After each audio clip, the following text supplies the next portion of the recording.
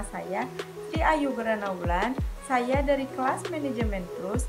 Saya di sini akan mempresentasikan materi untuk memenuhi ujian akhir semester mata kuliah Emotional Intelligence Universitas Pancasakti Bekasi dengan dosen pengampu Dr. Andes IR Sugeng Prayetno SH.SE MM mengenai kepribadian seorang pemimpin di dalam sebuah perusahaan.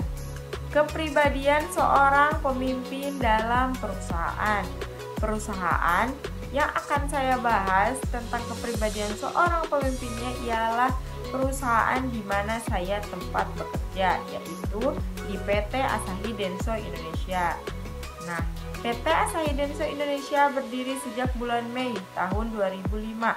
Adalah PT yang bergerak di bidang dalam pembuatan dan pemasukan switch stang, switch utama, kunci, dan barang-barang lainnya untuk sepeda motor. Pada bulan Mei 2010, bagian kedua beroperasi.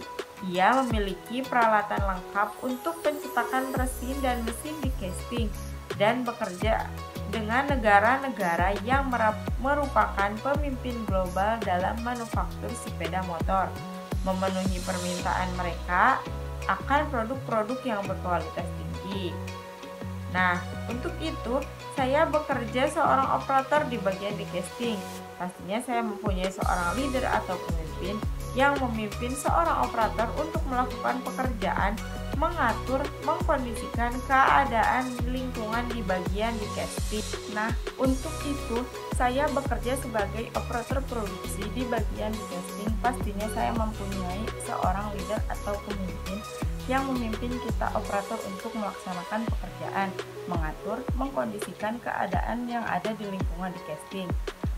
Di casting saya mempunyai dua leader. Yang pertama leader untuk bagian mesin, yang kedua untuk hasil dari mesin tersebut. Leader yang pertama, leader yang memegang bagian mesin adalah seorang laki-laki, dan leader yang kedua adalah seorang perempuan. Jelaslah di situ kepribadiannya berbeda. Leader yang pertama, anak atau operator teknisnya yang dikondisikan adalah seorang laki-laki, karena kebanyakan yang menjalankan untuk mesin adalah laki-laki.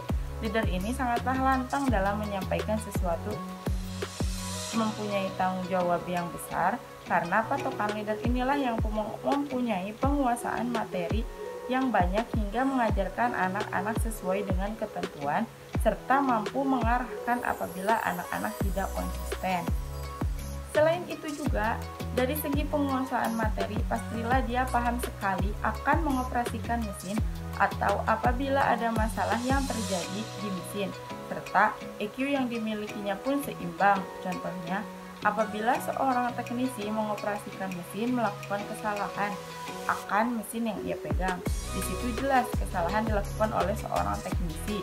Contoh kurang men-setting mesin, tetapi pemimpin atau leadernya tidak langsung marah atau mengkata-katai teknisi tersebut, tetapi ia bisa mengontrol emosinya dan memberitahu sebisa-bisanya dan membenarkan di mana yang kurangnya. Nah, untuk leader yang kedua adalah seorang perempuan, di mana leader ini mengontrol bagian operator produksi yang mengerjakan barang dari hasil mesin yang dibuat. Jelaslah, seorang perempuan sangat dekat dari segi manapun tentang pertemanan, hobi, ataupun kesukaan baik sesama wanita. Tetapi meskipun begitu, tetaplah leader ini mempunyai sikap profesional. Di saat sedang kerja, ia sedang kerja. Mengontrol operator produksi sangatlah ia berwibawa, tegas, tanggung jawab, selalu terbuka apabila ada masalah sehingga dapat diajak diskusi dengan nyaman terkait masalahnya ke depannya akan seperti apa, solusinya yang akan dilakukan. Salah satu contoh seorang leader yang profesional adalah ada seorang operator produksi dekat dan akrab sekali dengan leader, tetapi ia melakukan kesalahan. Awalnya sudah dikasih tahu, tetapi masih saja tidak mendengar. Nah, tapi leader tersebut tetaplah menyalahkan si anak tersebut meskipun akrab sekali dengan leader. Dalam memberikan pekerjaan pun ia tidak memilah dan memilih, tetaplah sesuai dengan ketentuan yang ada. Nah, jadi kesimpulan dari contoh di atas yaitu seorang pemimpin di perusahaan sangatlah berperan untuk mengontrol kondisi anak-anak di bawahnya, baik itu secara mesin atau juga hasil dari mesin yang dihasilkan dari perusahaan tersebut. Bersikap profesional, adil, tanggung jawab, materi yang diketahuinya pun harus sesuai dengan ketentuan dan bisa mengendalikan emosi apabila ada masalah yang terjadi.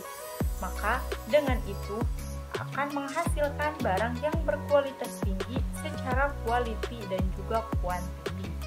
Nah, demikianlah contoh dari kepribadian seorang pemimpin di perusahaan, yaitu perusahaan PT Asahi Denso Indonesia yang bergerak di bidang pembuatan dan pemasukan switch kunci dan juga barang-barang lain mengenai sepeda motor. Mohon maaf apabila ada kesalahan, salah kata ataupun salah dari materi yang saya sampaikan. Terima kasih atas perhatiannya dan semoga bermanfaat.